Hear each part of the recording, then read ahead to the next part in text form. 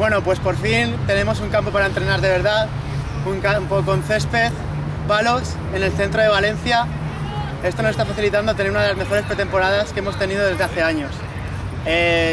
Ya somos unos 50 jugadores que no fallan a entrenar, con mucha ilusión, un grupo de 23 personas de menos de 21 años y algunos más viejos ya, pensando ya en la retirada, pero aguantando todavía por los colores rojo y negro del CAU.